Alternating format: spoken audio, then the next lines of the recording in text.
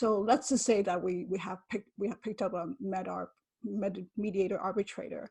So it's the next step. Who does the agreement to embark on this Med-arb process? So is it our lawyers, or is it the Med-arb, the mediation arbitrator? Like, do they come up with this agreement and then we take it to our individual lawyers to review for independent legal advice? Is that what we do at the first step? If we were to embark on the Med-arb? We should go through the process about the initial interviews and all that. I think what Marty was referring to is also an individual intake with each party. So before we even get to an agreement, whether that is a mediation arbitration agreement or a mediation agreement.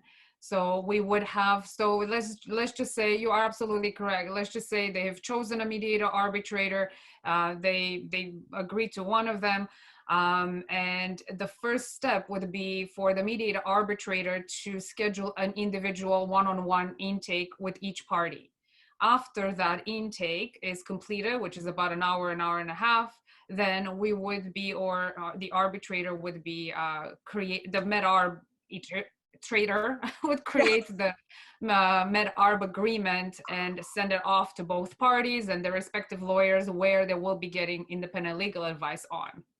Okay, that sounds good. Sign off and then start the process. That's how it starts. In the agreement itself, so after we interview the people, the persons that are going to be involved in the mediation, we sort out what the issues are, and then they draft it, and then if it goes to the lawyers, then they can decide if those are the issues. In arbitration, when you do a mediation/arbitration agreement, those issues are very important. Not so much in mediation, because an arbitrator's authority and jurisdiction arises out of the contract, that agreement to opt out of court, and the Arbitration Act. And one of the things that you can lose on, well, not you, but one of the parties can raise it if the arbitrator makes a decision outside of the scope of the issues, then that can be shot down.